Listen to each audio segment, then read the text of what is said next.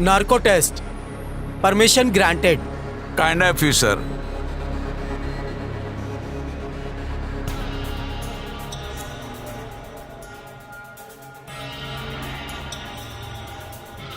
नाम बताइए आपका। मेरा नाम लेफ्टिनेंट कर्नल प्रसाद पुरोहित है। आप किस संस्था के साथ काम कर रही हो? मैं अखिल भारतीय विद्यार्थी परिषद की महामंत्री हूँ। मैं इंडियन आर्मी में लेफ्टिनेंट कर्नल हूँ। विश्व हिंदू परिषद दुर्गा वाहिनी की मुखिया हूँ। मालेगांव बम विस्फोट में कौन कौन शामिल था? मालेगांव बम ब्लास्ट की पूरी जिम्मेदारी मेरे ऊपर थी और 3 लोग थे उसमें शामिल। दहशतवाद और आतंकवाद बढ़ाना क्या ये देश के खिलाफ नहीं है? ये इंडिया हमारा देश नहीं है। हमें आर्यवर्त ब्राह्मण राष्ट्र का निर्माण करना है। ये काम आप कब से कर रहे हो? हमने 2002 से इस बम ब्लास्ट का नियोजन किया था। बम ब्लास्ट और आतंकी हमले मुस्लिम संगठन नहीं बल्कि हम करते हैं। खुद बम ब्लास्ट करते हो और इसका इल्जाम मुस्लिम संगठन पे क्यों लगाते हो? एक तो हमें पुलिस से बचना है और दूसरा हमें मुसलमानों को देशद्रोही साबित करना हमारा काम है। इस बम ब्लास्ट में कितने संगठन शामिल हैं? सनातन अभिनव भारत, अखिल भारतीय विद्यार्थी परिषद, विश्व हिंदू परिषद, ये इसमें शामिल हैं। ये करने के पीछे आपका क्या मकसद है? 2024 में हमारा सपना आर्यव्रत ब्राह्मण राष्ट्र लाना है। भारतीय संविधान खत्म हो जाएगा और मनुस्मृति का ब्राह्मण राज्य शुरू हो जाएगा। जय आर्यव्रत ब्राह्मण राष्ट्र।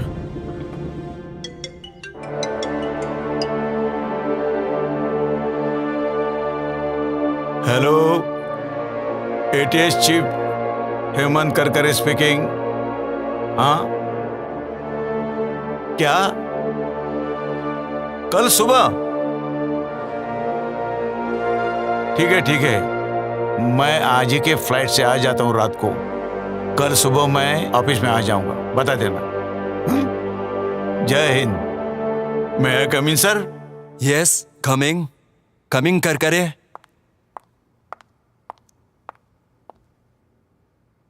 Good morning sir. Good morning, sit down please. Thank you sir.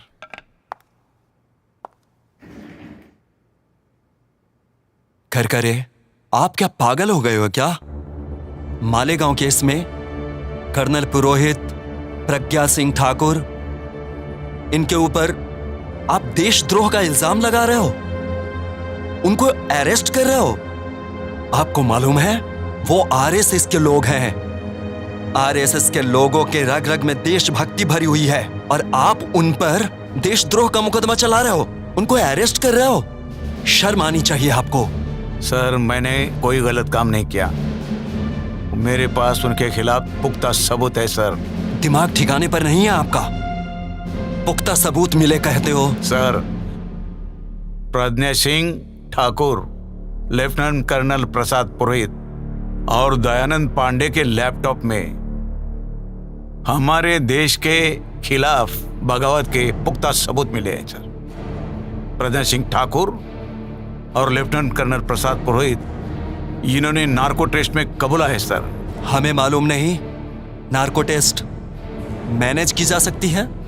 नहीं सर, नार्को टेस्ट बिल्कुल सही है, शक की कोई गुंजाइश नहीं सर। अच्छा बताओ, आप खुद ब्राह्मण हो, ब्राह्मण हो के ब्राह्मणों पर कार्रवाई करते हो, ऐसा क्यों?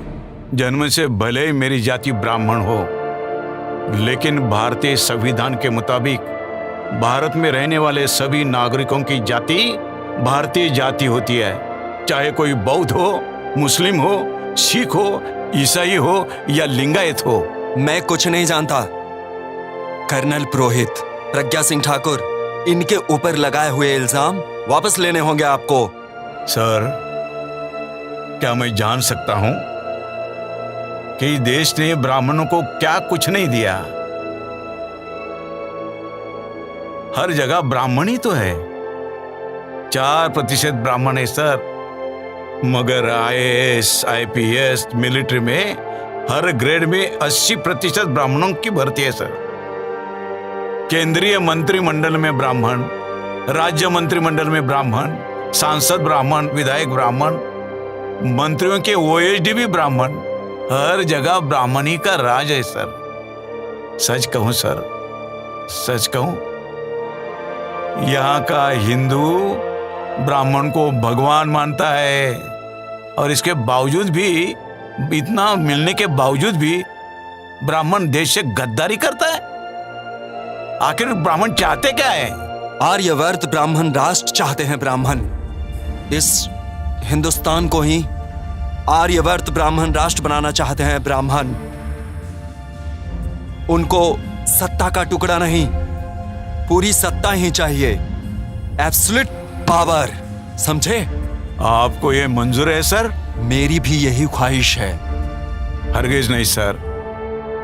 आरएसएस, सनातन, अभिनव भारत, विश्व हिंदू परिषद, प्रज्ञा सिंह ठाकुर और साथी मेरे देश के दुश्मन है सर, और मैं अपने देश के दुश्मनों को कभी माफ नहीं कर सकता। तड़पा तड़पा के मारूंगा देश के गद्दारों को, यही मेरा इरादा है सर। देखो करकरे, प्रज्ञा सिंह ठाकुर और उनके साथियों के कारनामों पे पर्दा डालो, छोड़ दो उनको। आपको माला माल किया जाएगा, आपको जो चाहिए वो मिल जाएगा, लेकिन सिर्फ आपकी जुबान बंद रखना। शेर कभी मौत से डरता नहीं सर। होश में आओ करकरे, अपनी जान गवा बैठोगे। जिस रोज मैंने वर्दी पहनी उसी रोज मैंने जिंदगी को अलविदा कहा था। अलविदा सर। सुनो, आर्यवर्त ब्राह्मण राष्ट्र के लिए उसे बलि चढ़ाना ही होगा।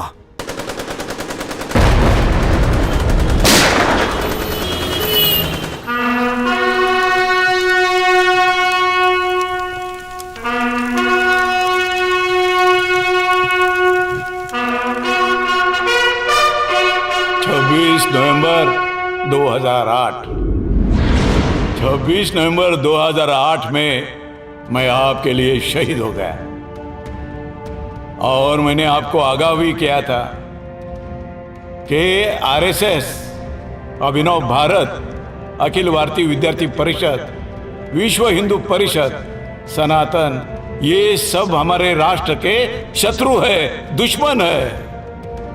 मैंने आपको आगाह किया था, मैंने ये भी बताया था कि इनका ख्वाब यहां पर आर्यवर्त ब्राह्मण राष्ट्र बनाने का है। जाग उठो।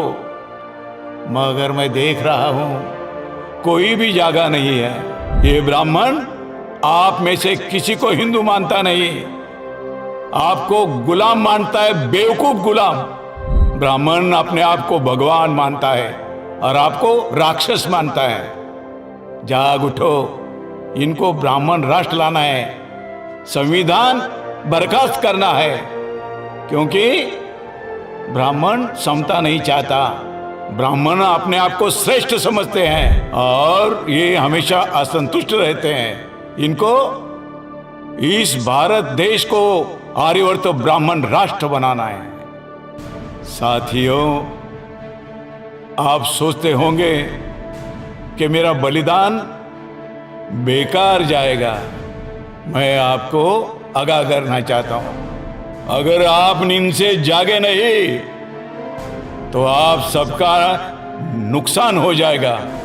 आप देख रहे हो कि मोदी नाम के शख्स ने हमारे देश के सभी उद्योग बेच डाले, इसलिए schedule caste, schedule tribe, OBC और अल्पसंख्यक, इनको नौकरी मिलने वाली नहीं है।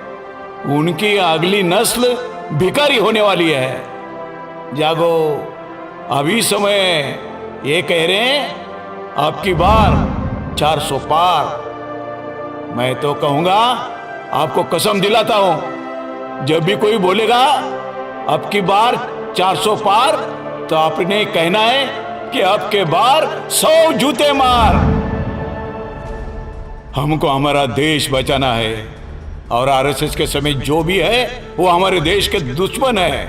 यहाँ schedule caste, schedule tribe, OBC Buddhist, Muslim, Christian, Sikh और लिंगायत ये सब इस देश के मालिक है। और इस देश के मालिक कभी देश से गद्दारी नहीं कर सकते। गद्दारी करने वाले ये सभी लोग हैं। इन सभी लोगों से सावधान रहना है, यही मैं कहता हूं। 2024 को जागो। मैं जाग उठा, मैंने जगाने की कोशिश की, बलिदान किया। अब आपको बलिदान नहीं करना है, आपको सिर्फ बटन दबाना है और बीजेपी के खिलाफ वोटिंग करना है।